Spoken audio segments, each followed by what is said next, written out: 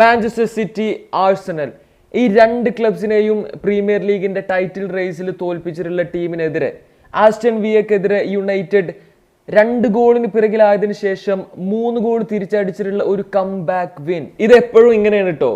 ടെൻഹാഗിനെ United sac ചെയ്യും, അല്ലെങ്കിൽ United fans എല്ലാവരും ടെൻഹാഗിനെതിരെ തിരിയും എന്നുള്ള സിറ്റുവേഷന് പെട്ടെന്ന് യുണൈറ്റഡിന്റെ ഒരു എന്താ പറയാ അടിപൊളി റിസൾട്ട് വരും.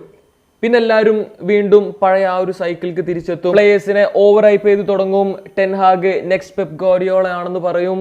ഇനി നമുക്ക് അടുത്ത മാച്ചിൽ കാണാം. എന്തൊക്കെയാണെങ്കിലും ഗർനാച്ചോ ആൻഡ് ഹോയ്ലൻഡ് അവരുടെ കാര്യത്തിൽ എനിക്ക് കുറച്ച് സമാധാനമുണ്ട്. ഓക്കെ, കാരണം ഓൾറെഡി യുണൈറ്റഡ് ഫാൻസ് ഈ 2 പ്ലേയേഴ്സിനെതിരെ തിരിയാൻ തുടങ്ങിയിട്ടുണ്ടായിരുന്നു, എസ്പെഷ്യലി ഗർനാച്ചോക്കെതിരെ.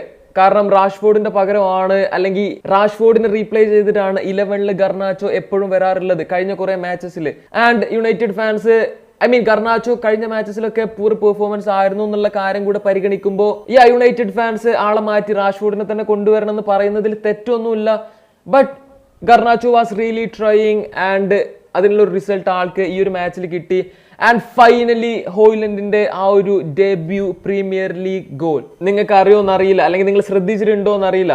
ഹോയ്ലൻഡിന്റെ കേസിൽ ട്വിറ്ററിലൊക്കെ ആള് ഓരോ മാച്ചിന് ശേഷം ട്രോളി കൊല്ലാണ്.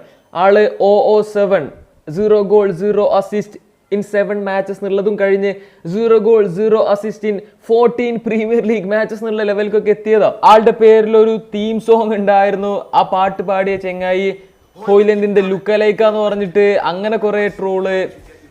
ചെങ്ങായി ഫൈനലി ഹി എസ്കേപ്ഡ്.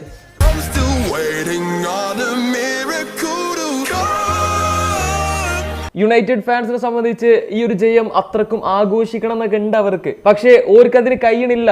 കാരണം ആസ്റ്റൺ വില്ലനെ തോൽപ്പിക്കുന്നത് വഴി ലിവർപൂൾ ആൻഡ് ആഴ്സണൽ അവരുടെ ടൈറ്റിൽ ചാർജിനെ ഇച്ചിരി കൂടെ ഹെൽപ്പ് ചെയ്യാണ് ചെയ്തത്.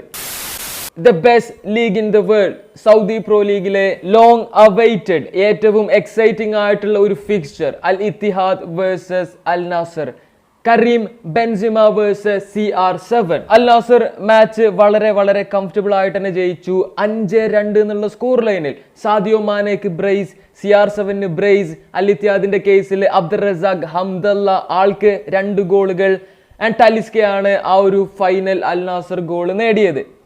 വളരെ എന്റർടൈനിങ് ആയിട്ടുള്ള ഒരു മാച്ച് ആയിരുന്നു. ബട്ട് കളിയുടെ 66-ാം മിനിറ്റിലാണ് മാച്ചിനെ തന്നെ ഡിസൈഡ് ചെയ്ത ഒരു മൊമെന്റ് ഉണ്ടായത്. അതുവരെ 2 ക്ലബ്ബുകളും ഇഞ്ചോടിഞ്ച് പോരാടുകയായിരുന്നു, സെയിം ലെവലിൽ ഫൈറ്റ് ചെയ്യായിരുന്നു എന്നൊന്നും ഞാൻ പറയില്ല. അൽ നാസർ ഓവറോൾ ബെറ്റർ ആയിരുന്നു.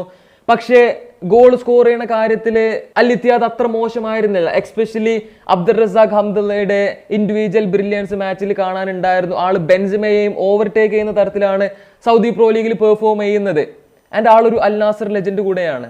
നൈസ്. കളിയിൽ ഓൾറെഡി ഒരു പെനാൾട്ടി കിട്ടിയിട്ടുള്ള അൽ നാസറിന് അനുകൂലമായിട്ട് 66-ാം മിനിറ്റിൽ അടുത്തൊരു penalty.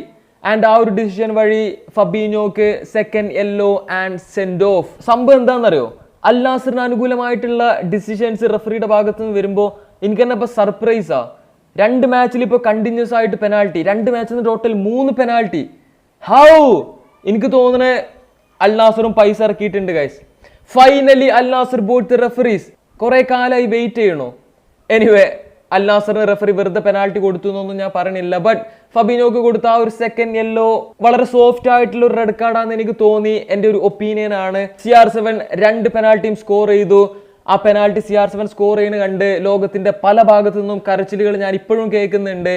Currently 2023 highest goal scorer Harry Kane, Mbappe, Haaland ഇവരുടെ എല്ലാവരുടെയും മേലെ ഒരിക്കലും അവരടിച്ച ഗോളും CR7 അടിച്ച ഗോളും ഈക്വലാന്നൊന്നും ഞാൻ പറയില്ല കേട്ടോ. അത്രക്ക് ഷെയിംലെസ് അല്ല ഞാൻ. ഓക്കെ, ഞാൻ ഷെയിംലെസ് ആണ് നിങ്ങൾക്കറിയാം, പക്ഷെ അത്രക്കും ഷെയിംലെസ് അല്ല. അൽ നാസറിനെ സംബന്ധിച്ച് അവരുടെ ഡിഫെൻസീവ് ഇഷ്യൂസ് ഇപ്പോഴും ഉണ്ട്.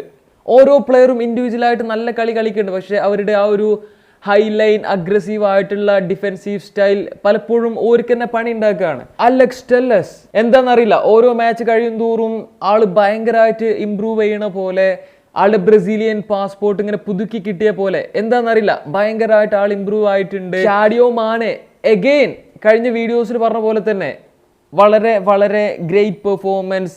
ഈ മാച്ചിൽ ആള് ഫൈനലി ഡിസേർവിംഗ് ആയിട്ടുള്ള ഗോളുകളും നേടി. അറ്റാക്കിംഗ് വൈസ് അൽ നാസറിന്റെ മാച്ചസ് കാണാൻ അത്രയും രസമാണ്.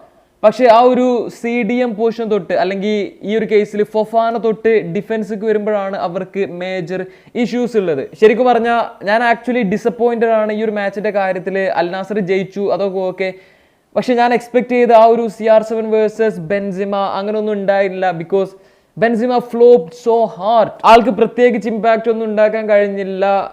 അവരുടെ ബെസ്റ്റ് പ്ലെയർ ഒരു തരത്തിൽ ഹംദയായിരുന്നു. ആൻഡ് ഇത്തിയാദിന്റെ കേസിൽ അവർക്ക് കുറെ ഇഞ്ചുറി ഇഷ്യൂസ് ഉണ്ട്. എസ്പെഷ്യലി ആക്ച്വൽ ഡിഫൻഡേഴ്സ് അവരുടെ സ്ക്വാഡിൽ ഇല്ലാത്ത പോലെയാണ്, സെന്റർ ബാക്ക് ഒക്കെ. അൽ നാസർ ഇപ്പോഴും ലീഗിന്റെ കാര്യത്തിൽ സേഫ് ഒന്നുമല്ല. 7 പോയിന്റ് ലീഡ് അൽ ഹിലാലിന് ഉണ്ട്. അൽ ഹിലാൽ തോൽക്കണം എന്നാലേ കാര്യമുള്ളൂ. യാ